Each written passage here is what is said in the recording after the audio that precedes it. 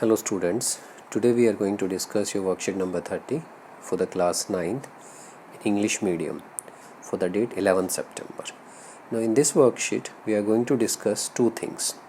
As we have already studied what is speed, and in this worksheet we will discuss about the velocity. So you can see from the picture a car has been shown. In the first case it is written this car is traveling at a speed of 20 meter per second. The same car is shown in the velocity case and it is written 20 meter per second in east.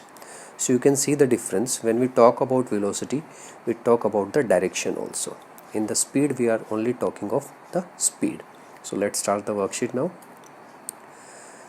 Here the velocity, what is velocity and how it is different from speed, Gyan is asking from her sister.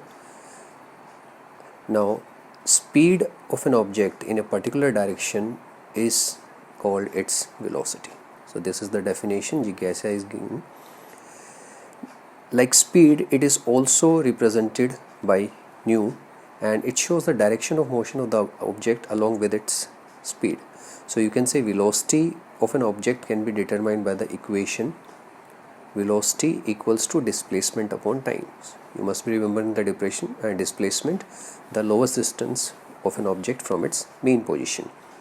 Well, this velocity is vector quantity because in this we are giving the direction also along with the magnitude. That's why it is a vector quantity, and the SI unit of this is similar to your speed, that is meter per second, but it can be zero. If you covers the distance from your home to school and back from school to home by the same route, and that is 10 meter, in this situation you will have speed, but here the displacement is zero, therefore the velocity will be zero. Remember, speed cannot be zero, but velocity can be zero because displacement is zero. So when an object is moving along a straight line with a changing variable speed upon velocity, we can calculate the magnitude of its rate of motion in terms of average velocity. So what is average velocity? It is the initial and final divided by 2. Initial and final means an object A has started and initial speed was 10 meter per second, then, or you can say velocity, after some times he increased its speed and after reaching point B it becomes 20 meter. So this will be its final and this will be its initial. So we'll divide it by 2 and get the average velocity. Now next, when do we say that an object is in uniform or not motion, and what happens to the velocity in that condition?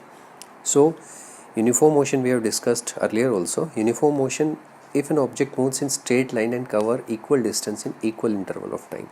Suppose an object A is going B, then C position and D position.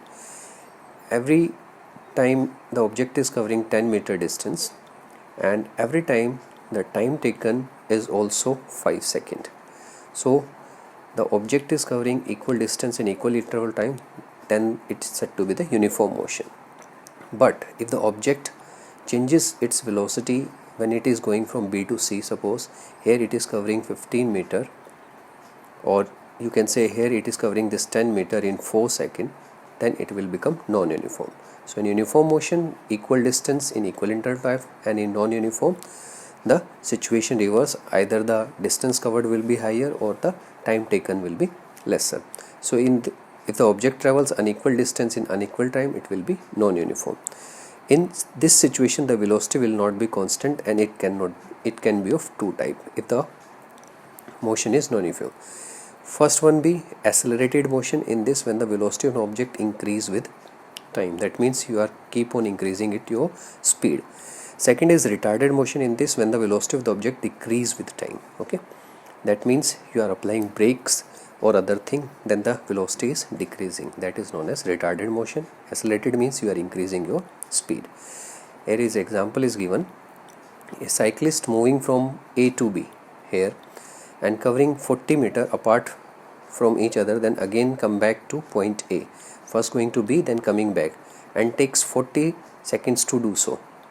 Then find out the speed and velocity of the cycle. You have to calculate both.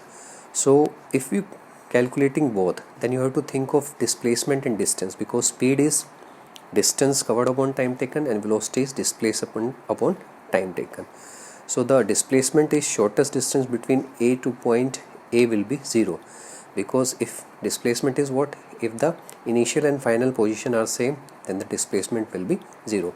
But in case of distance covered, because it is going 40 meters and coming back, so we'll plus 40 in this and it becomes 80.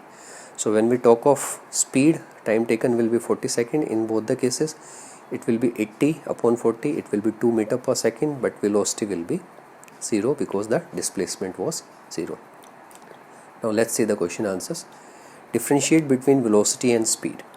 So when we talk of speed and velocity, you can see speed, it is the distance covered by the body per unit time. It is the displacement of the body per unit time. Okay. Speed is scalar quantity. It is only having magnitude. It is vector quantity, both magnitude and direction.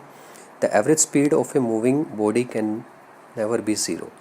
And the average velocity of a moving body can be 0. We have seen in the last numerical example. Speed gives an idea about rapidity of a motion of a body, while the velocity gives an idea about our rapidity as well as the position of motion. And speed of moving body can never be negative, while the velocity of moving body can be positive, negative or 0. And second question is, if a car travels 100 meter in 25 seconds, find its velocity. Velocity is displacement upon time. 100 meters upon 25, it will be 4 meter per second. Third question, if a cyclist is going with a constant velocity on a highway, then identify the type of motion. If it is going constant velocity, it will be uniform motion. And when you apply brake to the moving bicycle, then what type of motion it is? It will be non-uniform retarded motion. Okay, you can write non-uniform retarded motion, you can say, because we have seen accelerated and retarded motion, so it will be non-uniform retarded motion. Hope you like this. Thanks for watching.